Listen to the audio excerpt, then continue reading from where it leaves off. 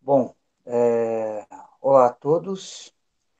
Nós temos aí uma aula. Aqui quem fala é o professor Gleison, professor de História, do Joaquim Mafra.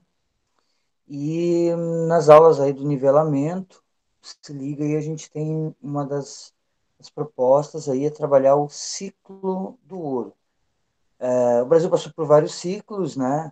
Teve o ciclo do extrativismo por meio do pau-brasil. Teve posteriormente, bem posteriormente, o ciclo do café, já do século XIX e XX. Antes disso, bem antes, com os holandeses, nós tivemos aí o ciclo da cana, né? Da cana-de-açúcar e dos engenhos. E dentre esses ciclos, nós vamos ter um ciclo importante, que foi o ciclo do ouro. Vamos acompanhar os slides aí, né? Então, o ciclo do ouro foi um momento em que, no século XVIII, né, então, a partir de 1700, a extração do ouro foi a principal atividade econômica brasileira. No final do século XVII, as exportações de açúcar brasileiro começaram a diminuir. Com preços mais baixos e boa qualidade, a Europa passou a dar preferência para o açúcar holandês.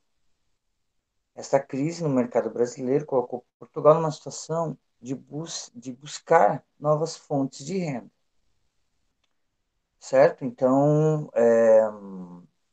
se buscou novas alternativas econômicas dentro da dinâmica econômica que já estava num processo de interligação mundial, né, com o mercado europeu. Foi nesse contexto que os bandeirantes, que nós já vimos em outro momento, começaram a encontrar minas de ouro em Minas Gerais, Goiás e Mato Grosso.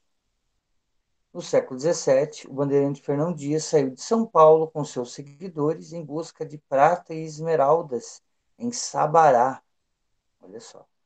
Porém, foi só no final do século XVII, 1600 e pouquinho, que revelou-se em Minas Gerais a ocorrência do ouro. Então, houve ocorrência de ouro, se encontrou ouro na região das Minas Gerais. Os diamantes, por sua vez, foram descobertos na segunda década do século XVIII, tá bom? O primeiro ouro encontrado era chamado de ouro de aluvião, ou seja, ouro que se encontrava nos vales e nos rios. Então, temos aí, né, a extração de aluvião, né, encontrado em rios, né? Isso é muito comum, né? Você usa a bateia e você, né, trabalha com mercúrio e tal. Aqui, ó, diferentes tipos de bandeirantes, que nós já vimos em outra aula, né? Os bandeirantes, no primeiro momento, buscavam escravizar índios, depois começaram a buscar essas alternativas econômicas, entre elas justamente a busca por minas, né? Por fontes áureas, fontes de ouro. Temos aqui o Domingos Jorge Velho, famoso, né? Famoso. Sociedade mineradora. O ciclo econômico da mineração dinamizou a sociedade brasileira. Diferente do ciclo do açúcar, a riqueza proveniente do ouro não ficou concentrada nas mãos de um único grupo social. Como as riquezas passavam a se concentrar na região sudeste, a capital da colônia deixou de ser Salvador e passou a ser o Rio de Janeiro. O Rio de Janeiro tornava mais fácil e rápido o acesso às regiões mineradoras. Tá? Então, até hoje existe mesmo, né, o caminho real que liga a região do Rio de Janeiro à região das Minas. Né? Então, é um caminho muito importante de acesso a essas regiões. Né? Com o desenvolvimento de cidades como Vila Rica, Mariana, Diamantina, entre outras, apareceram os comerciantes, artesãos, intelectuais, padres, funcionários públicos e outros profissionais liberais, profissionais autônomos. Né? Os escravos também ganharam importância, e muitos deles conquistaram junto aos seus senhores o direito à liberdade devido ao êxito das minerações. Eram denominados negros alforriados ou forros. Outros compravam sua liberdade, tá bom? Então, temos aí a cidade de Mariana, né, cidade famosa, inclusive eu a visitei alguns anos atrás, muitos anos atrás, e é uma cidade histórica que viveu esse momento áureo da mineração e que passou recentemente, né, pelos problemas lá do estouro da represa, rejeitos de Brumadinho e tal, né? Que é outra cidade colonial, né? Então, depois a gente vai falar mais especificamente de algumas cidades. Um outro grupo que se destacou foram os tropeiros, que traziam comércio de alimentos e mercadorias. Muitos faziam transporte de cargas entre Rio Grande do Sul e São Paulo, seguindo depois para Minas Gerais.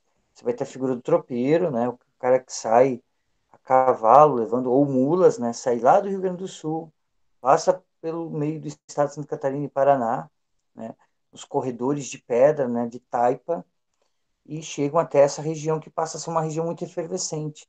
Desloca um pouco da questão do Nordeste e passa a ser a região de São Paulo, Rio de Janeiro e Minas, tá bom? E a figura dos tropeiros, né? Que seguiam essas grandes rodovias, né? Aí, ó, um bom exemplo disso. O desenvolvimento da vida urbana trouxe também mudanças culturais e intelectuais na colônia, destacando-se a chamada escola mineira, geralmente ligada ao barroco, né? São expoentes as obras esculturais e arquitetônicas de Antônio Francisco Lisboa, o Aleijadinho, em Minas Gerais, e do mestre Valentino, Rio de Janeiro. Aleijadinho trabalhava para intelectuais e para a riqueza da região das Minas, fazia obras que, de certa forma, espelhavam as ideias desses grupos, tá bom? Então, o Aleijadinho, alguns diziam que ele não existia e tal, mas as obras dele são obras formidáveis. Uma delas é a dos Doze Profetas. Se você pegar as iniciais desses 12 profetas, ou palavras do meio, ou do final, vai gerar a palavra, justamente a palavra aleijadinho, tá bom? Isso fica em Congonhas do Campo, essa igreja, tá? Essa igreja é bem interessante, né? Aqui estão justamente os 12 profetas, tá bom? Sigamos aí. Na música destacou-se o estilo sacro do mineiro José Mesquita,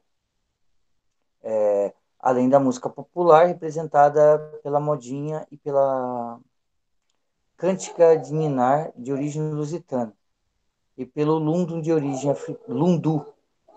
africana. Na literatura se destacaram grandes poetas como Cláudio Manuel da Costa, Tomás Antônio Gonzaga, entre outros. Vocês não liguem as buzinas, aí é o resultado da eleição, né? A exploração do ouro. Havia duas formas principais de exploração do ouro na região das Minas: a lavra e a faiscação. A lavra era um tipo mais frequente, consistia na extração em grandes jazidas, usando mão de obra de escravos africanos. Por sua vez, a faiscação, também conhecida como faisqueira, era a extração representada pelo trabalho do próprio garimpeiro, raramente auxiliado por ajudantes. Então, essa era a diferença, né? Por um lado, você tinha a faiscação, né? Que era uma coisa tua, sozinha, né? Você era autônomo, e tinha uma outra que era mais rentável mesmo, desde que se você tivesse escravos, né? Que era a lavra. Na segunda metade do século XVIII, a mineração entrou em decadência com o esgotamento das jazidas. Ao contrário do, por exemplo, aconteceu em Potosí, que até hoje tem, né, prata, na Bolívia, né, tem essa situação. Fiscalização e impostos. Portugal exerceu sobre a exploração do ouro controle maior do que aquele exercido pelo açúcar. Um dos motivos é que desse fato é que, no decorrer do século XVIII, a economia portuguesa estava muito mais dependente do mercado inglês. Olha só. Assim, para recuperar sua economia, Portugal criou vários mecanismos de controle e fiscalização, como a Intendência de Minas e as casas de fundição.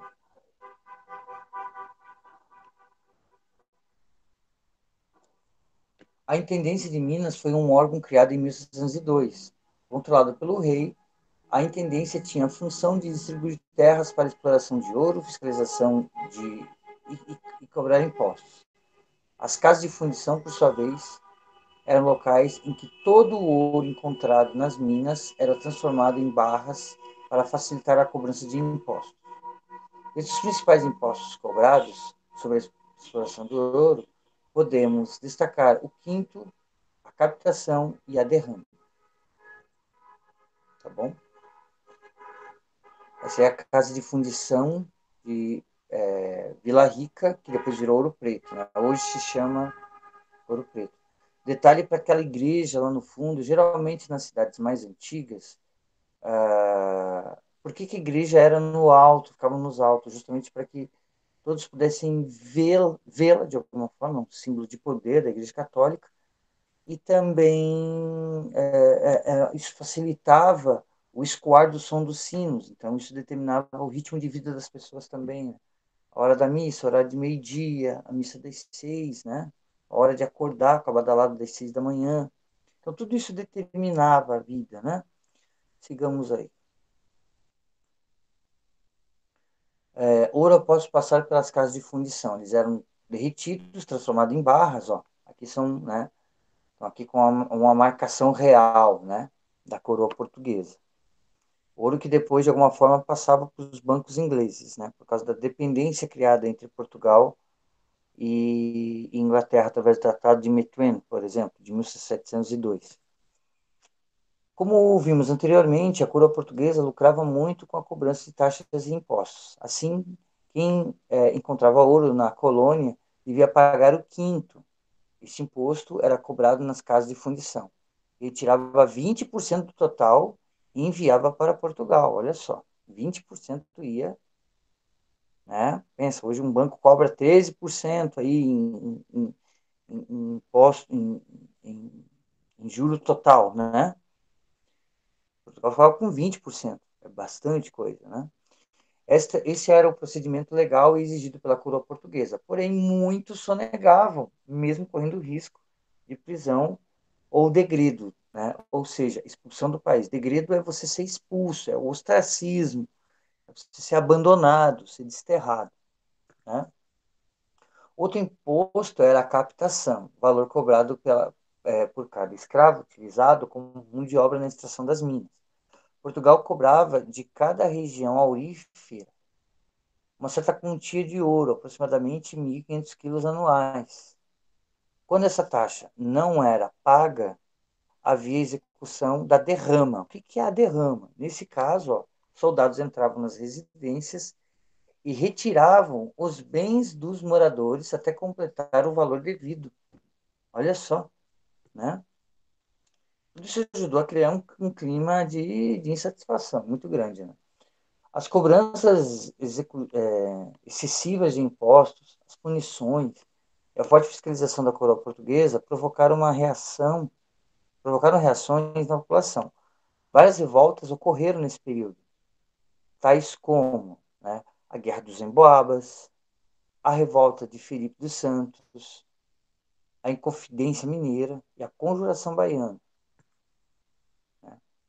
Aqui o mapa está um pouco ruim, né, para a gente compreender, mas aqui a gente tem nesse mapa aqui, né, a gente tem aqui a região do Rio de Janeiro, muito próximo aqui, ó, subindo o caminho real, né, a estrada real chegava a Vila Rica, Mariana, Sabará,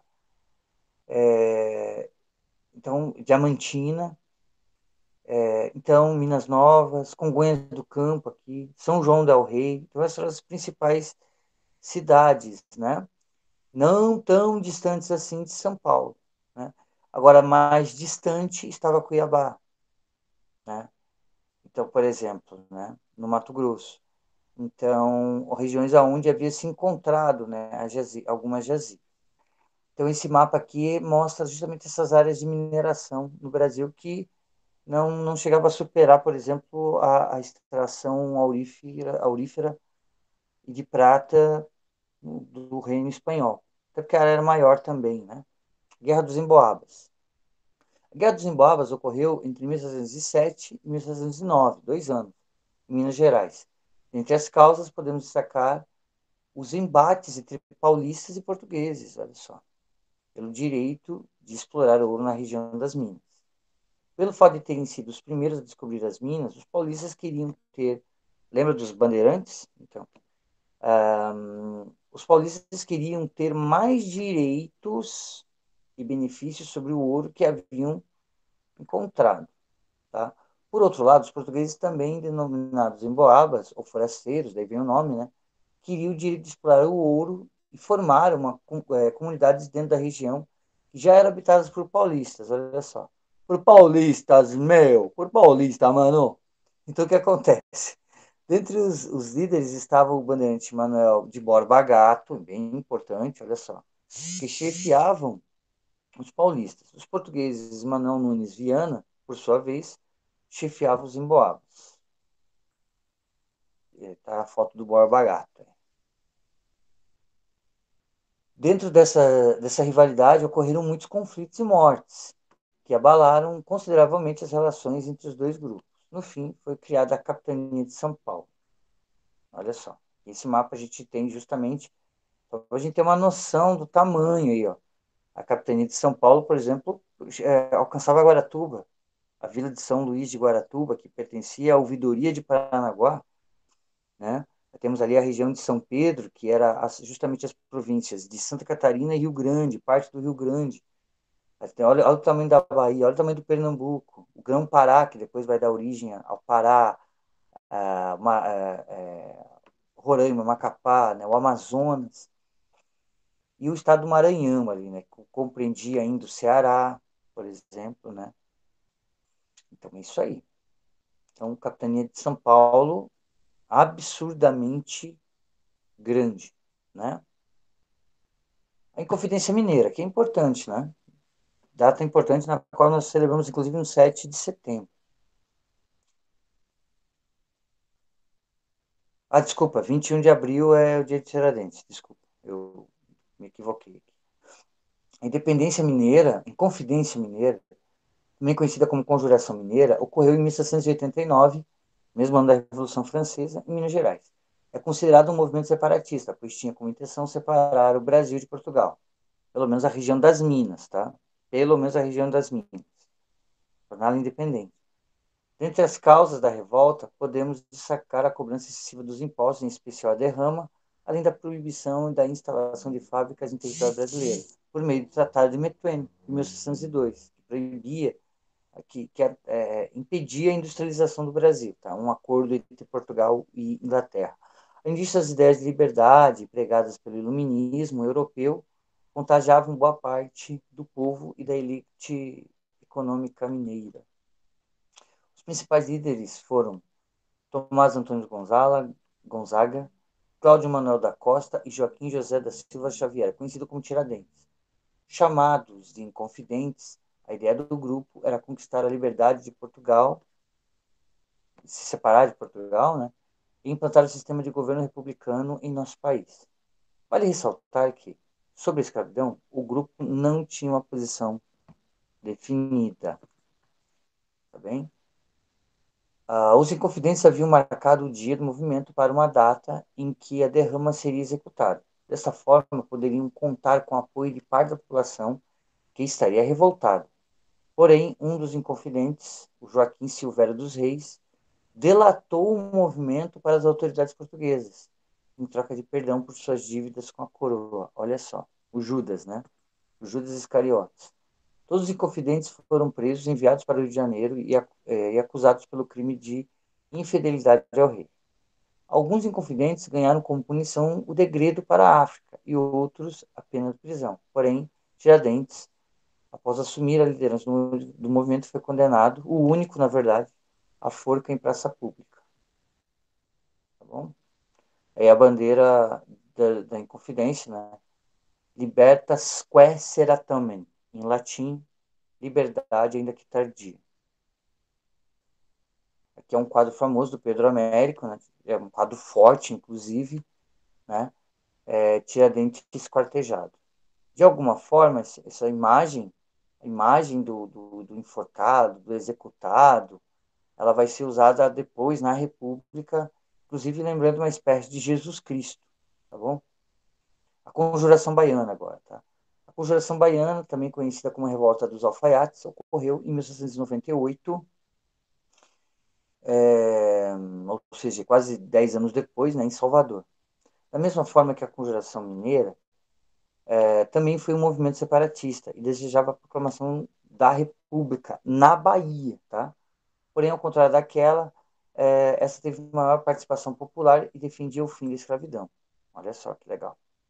Entre as causas principais, podemos destacar a mudança da capital da colônia de Salvador para o Rio de Janeiro, o que incomodou, de certa forma, parte da elite local, os altos impostos e a concentração de terras e as imposições de Portugal, da coroa portuguesa. Além disso, o movimento foi influenciado pela independência dos Estados Unidos e do Haiti, primeira nação da América, vamos colocar aí um cinturão Antilhas, América Central e América do Sul, foi a primeira nação de fato independente depois dos Estados Unidos, né? E a Revolução Francesa. As ideias luministas de liberdade, igualdade e fraternidade estimulavam os conjuradores. A conjuração contou com a participação de sapateiros, alfaiates, bordadores. Legal dessa coisa dos sapateiros, dos alfaiates, que eles realmente tinham algum tempo, né? Um escravo não tinha tempo para ler, ou você também não tinha muito tempo para ler lá, fazendo trabalho burocrático, como contador, por exemplo, né? Num serviço público. Agora, o alfaiate, ele tinha tempo dentro do trabalho dele para ler, para estudar. Os sapateiros, eles eram intelectuais, desde a Idade Média, na verdade. Então, essas pessoas aí passaram a ter também um contato com a intelectualização. E os escravos com a ideia de liberdade. Então, se formou um elo muito importante, uma combinação importante para estabelecer uma revolução. A intelectualidade e o desejo de liberdade. No fim, o movimento foi sufocado por Portugal e os principais líderes foram presos, degradados ou condenados à morte. Bom, essa é a bandeira da Conjuração Baiana. E, como último slide, a Praça da Piedade, local de execução dos conjurados lá em Salvador. Muito bem. Gente, espero que vocês tenham gostado, né? Foi muito rápido, não é mesmo? E eu deixo aí como pergunta para vocês o seguinte, né? O seguinte, tirar da tela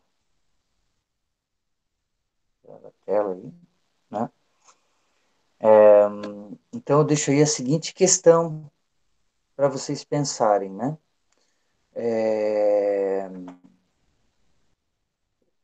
Como questão é o que gerou, né, as revoltas. Essa é a grande pergunta, né? Por que houve revoltas por parte dos brasileiros que aqui viviam, né? Os paulistas, os conjuradores da Inconfidência Mineira, os conjuradores da Conjuração Baiana. O que gerou, que fez com que essas pessoas se organizassem para ficarem contra a coroa portuguesa? Que motivou isso, né? Então, o que gerou a revolta dos emboabas? O que gerou a Inconfidência Mineira? E o que gerou a Conjuração Baiana? Beleza, gente? Espero que vocês tenham gostado aí. A gente fica aí no aguardo das soluções e das respostas. Beleza, gente? Um abração. Fui!